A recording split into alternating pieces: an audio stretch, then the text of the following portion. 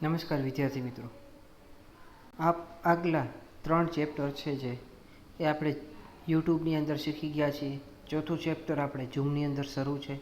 હવે પાછું યુટ્યુબની અંદર 5મું ચેપ્ટર એટલે કે પૂછપરછના પત્રો અને તેના પ્રત્યુત્તરો વિશે આપણે આ ચેપ્ટરની અંદર ચર્ચા કરવાની છે. આપણને એટલો તો ખ્યાલ આવી જાય કે ચેપ્ટરના નામ પરથી કે કઈ પ્રકારના હોઈ શકે છે. આપણને ખ્યાલ આવી જાય કે પૂછપરછ, આપણને ખ્યાલ છે કે આપણે સ્કૂલની અંદર એડમિશન લેવા જઈએ તો આપણે પહેલાં પૂછપરછ કરવા જઈએ છીએ કે આપણે ધોરણ 11ની અંદર એડમિશન લેવું છે તો આપણે શું પહેલાં પૂછીએ કે તમારી સ્કૂલની અંદર ધોરણ 11 છે તો ગુજરાતી મીડિયમ છે કે અંગ્રેજી મીડિયમ. પહેલાં આપણે તો ઘરેથી નક્કી કરેલું હોવું જોઈએ ને કે ભાઈ તમારે અંગ્રેજી મીડિયમમાં એડમિશન લેવું છે કે ગુજરાતી મીડિયમ. તો આપણે એને પૂછ્યું કે ભાઈ મારે 11મા ધોરણમાં ગુજરાતી મીડિયમમાં એડમિશન લેવાનું છે તો એના માટે આપણે પૂછપરછ કરવા જઈએ છીએ. અમુક અલગ અલગ સ્કૂલોમાં જઈએ છીએ. શું કામ? તો કે આપણને એટલો બધા પાસેથી માહિતી મેળવી હોય કે ભાઈ આ જગ્યાએ સારું ભણાવે છે, અહીંયા નથી ભણાવતા, એટલે આપણે 4-5 સ્કૂલોમાં એડમિશન માટે પૂછવા જવાના, એટલે કે ઇન્ક્વાયરી માટે.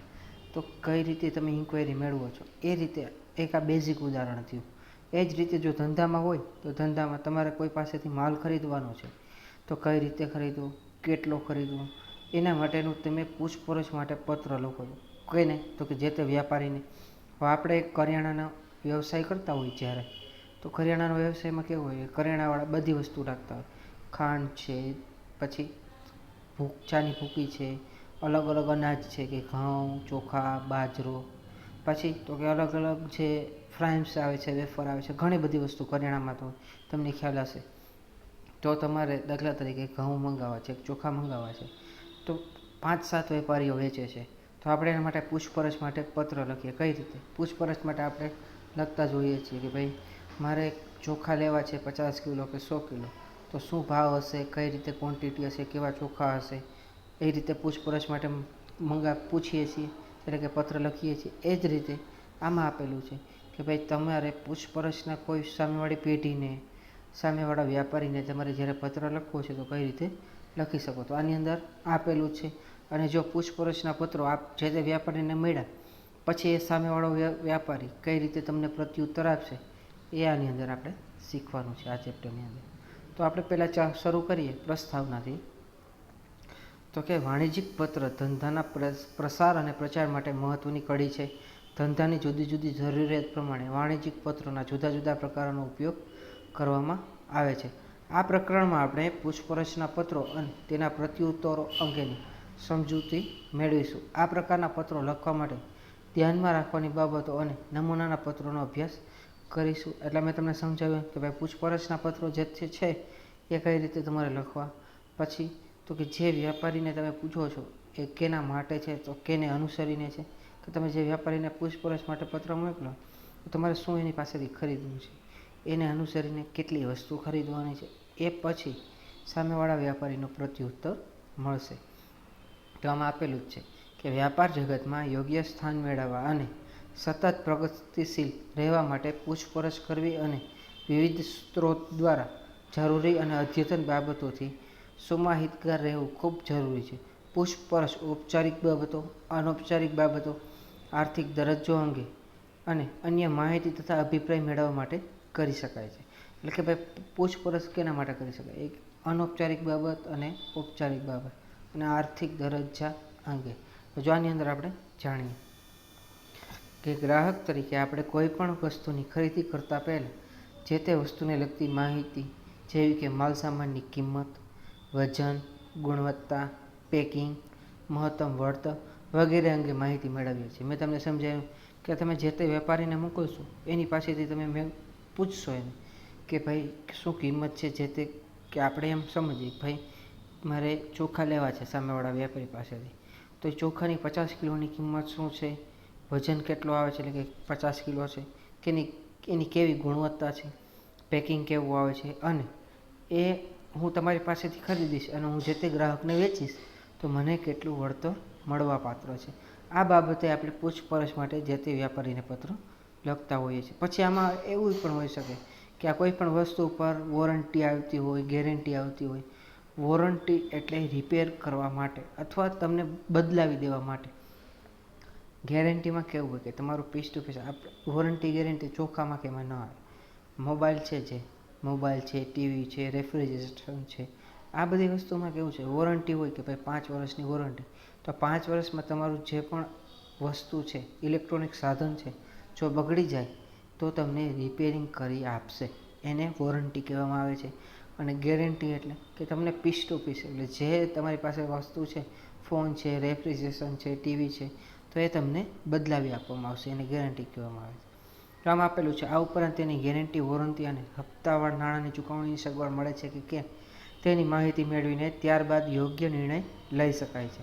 મેં તમને સમજાવ્યું કે તમને વોરંટી, અમુક વસ્તુ પર વોરંટી મળતી હોય, ગેરંટી મળતી હોય, પણ જો હપ્તા થતા હોય તો હપ્તાની સગવડ કઈ રીતે છે એની માહિતી મેળવી શકાય છે પૂછપરછના પત્રો દ્વારા.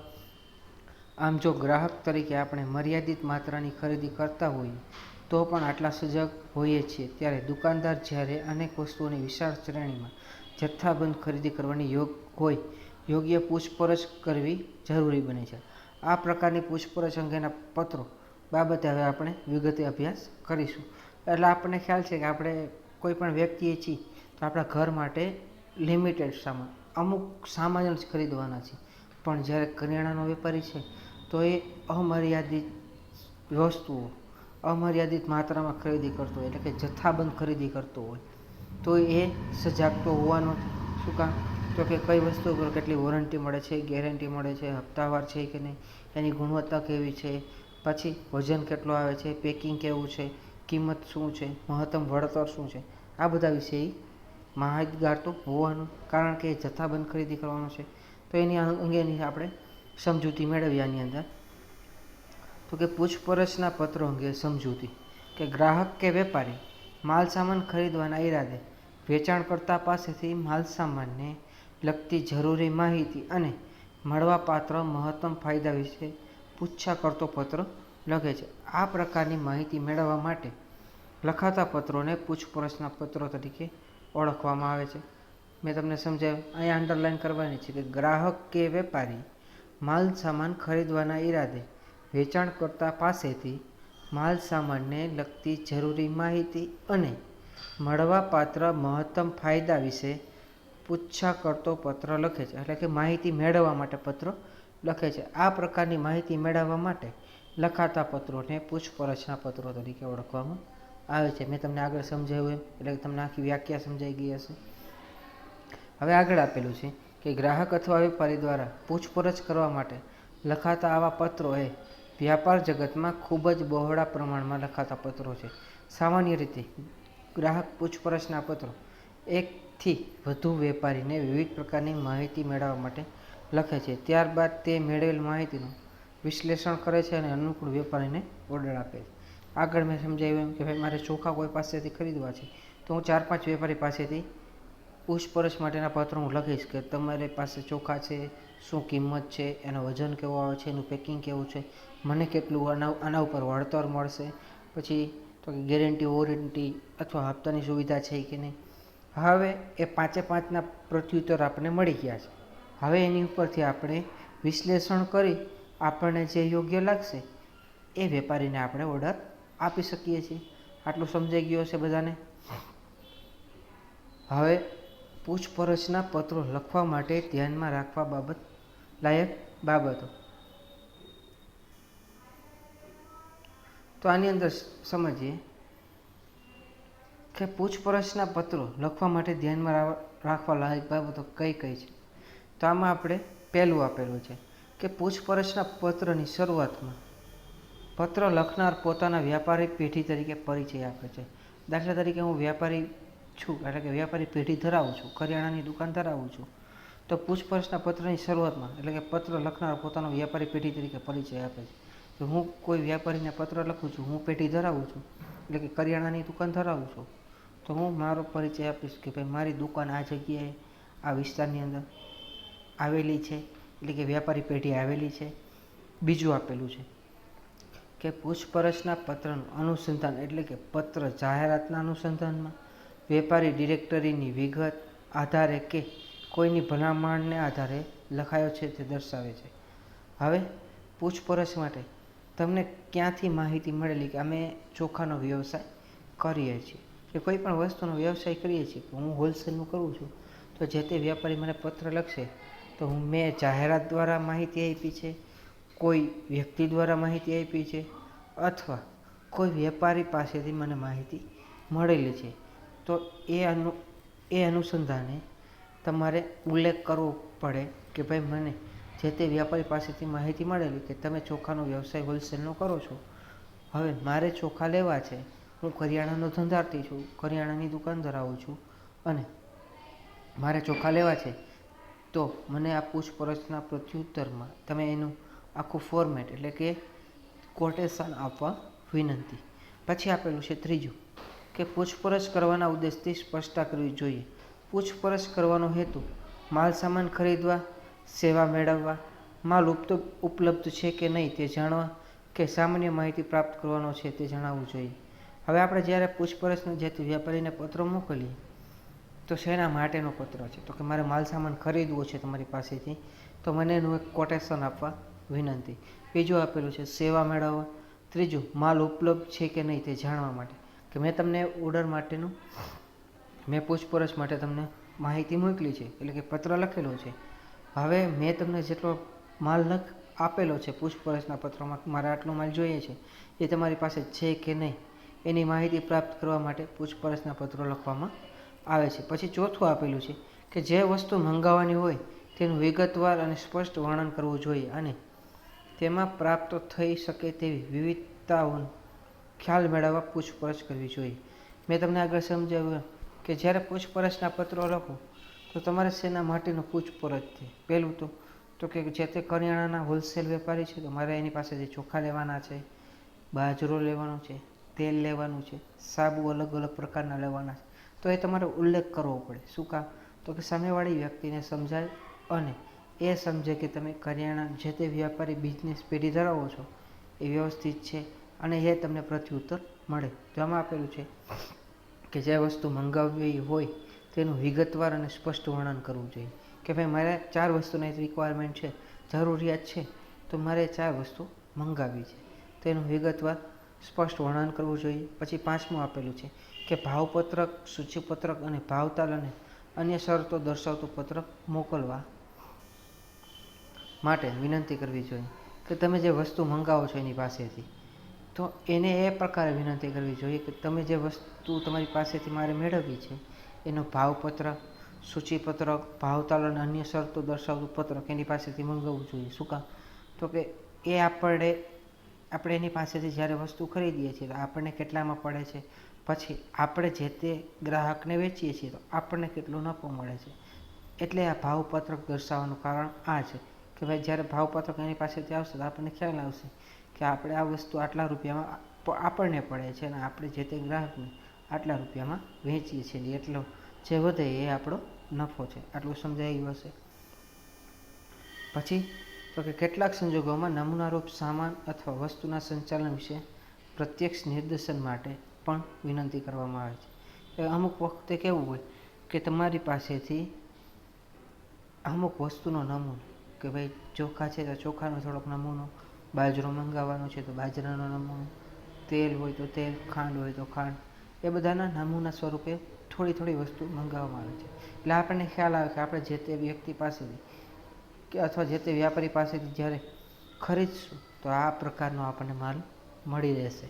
પછી 6થું આપેલું છે કે પૂછપરછના પત્રોમાં માલ સામાનના ભાવ અંગે તથા અન્ય ખર્ચ અંગે પૂછપરછ કરવી જોઈએ.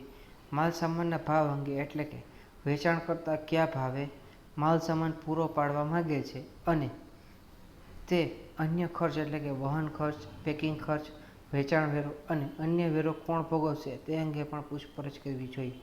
એટલે કે જ્યારે માલ આપણી પાસે પૂછપરછનો પ્રત્યુત્તર મળી ગયો તો માલ સામાનનો કેટલો ભાવ થશે. પછી તો કે માલ સામાનના ભાવ અંગે એટલે કે વેચાણ કરતાં કયા ભાવે માલ સામાન પૂરો પાડશે. મેં તમને આગળ સમજાવી દીધું એ જ રીતે. પછી તો કે જ્યારે તમારી પાસેથી મારી પાસે માલ પહોંચશે તો જે ટ્રાન્સપોર્ટ દ્વારા એટલે રિક્ષા દ્વારા, ટ્રક દ્વારા આપણી પાસે માલ પહોંચશે તો એ માલના પૈસા જે ભાડું છે, ટ્રાન્સપોર્ટેશન ભાડું, એ કોણ ચૂકવશે, પેકિંગ ખર્ચ કોણ ચૂકવશે, પછી વેચાણ વેરો કે અન્ય વેરા હોય એ મારે જ ચૂકવવાના છે કે તમારે ચૂકવવાના છે, એ પણ પૂછપરછના પત્રો વિશે પૂછપરછના પત્રો દ્વારા તમારે એની પાસેથી માહિતી મેળવવાની હોય છે. પછી આપેલું છે 7મું કે ન્યૂનતમ ભાવ અને મહત્તમ વળતર મેળવવાના આશયથી ઓર્ડરના અપેક્ષિત જથ્થા અંગે જણાવી શકાય છે. એટલે કે ઓછામાં ઓછો મને કેટલામાં પડશે અને વધારેમાં વધારે કેટલામાં પડશે. એટલે એના આશયથી આપણે ઓર્ડર અપેક્ષિત જથ્થામાં મેળવી શકીએ છીએ. ભાઈ મારે 5 વસ્તુ લઉં તો મને કેટલામાં પડશે અને એ 50 વસ્તુ લઉં તો મને કેટલામાં પડશે. એના આદેશ અથવા એના ઉદ્દેશથી તમે ભાવપત્રક મંગાવી અને તમે એનો પ્રત્યુત્તર આપી શકો છો. પછી 8મું આપેલું છે કે માલ સામાનની ખરીદી માટે નાણાંની ચૂકવણીની રીત વિશે, એટલે કે નાણાં રોકડ, ચેક દ્વારા, ડ્રાફ્ટ દ્વારા કે ઓનલાઈન પેમેન્ટ પૈકી કઈ પદ્ધતિથી ચૂકવવાના છે તે અંગે પણ પૂછપરછ કરવી જોઈએ.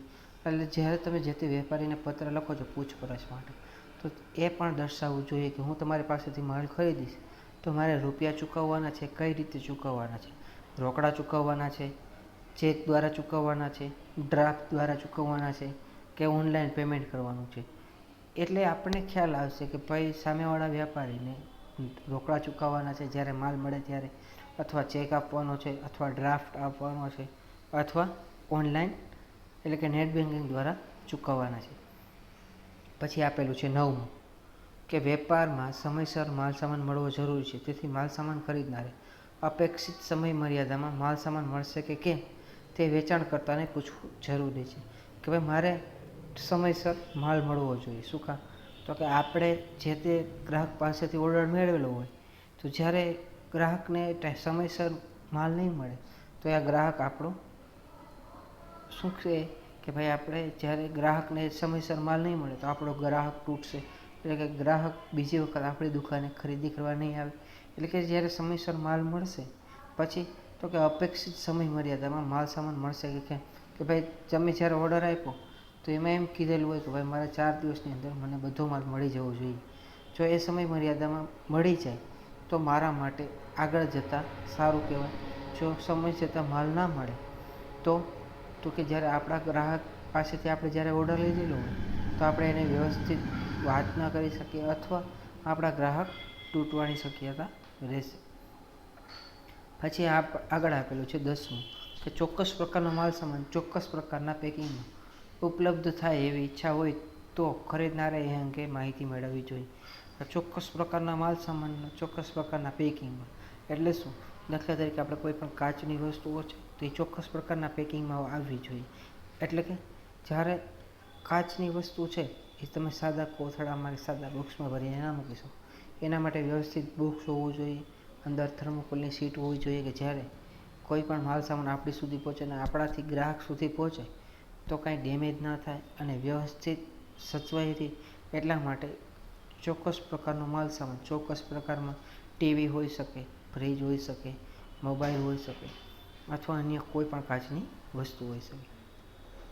પછી 11મું આપેલું છે કે પત્રના અંત ભાગમાં વેચાણકર્તાને ખાતરી આપો કે જો તેમના ભાવતાલ અને વેપારીની શરતો અનુકૂળ હશે તો ભવિષ્યમાં મોટા ઓર્ડર આપીશું. એટલે કે તમારે વેચાણકર્તાને ખાતરી આપવાની હોય છે કે જ્યારે પૂછપરછનો પ્રત્યુત્તર મળે અથવા તમે જ્યારે પૂછપરછનો પત્ર લખો તો તમે એને ખાતરી આપો કે જો અમને તમારો ભાવતાલ યોગ્ય લાગશે તો ભવિષ્યમાં અમે તમને મોટો ઓર્ડર આપવા તત્પર છીએ.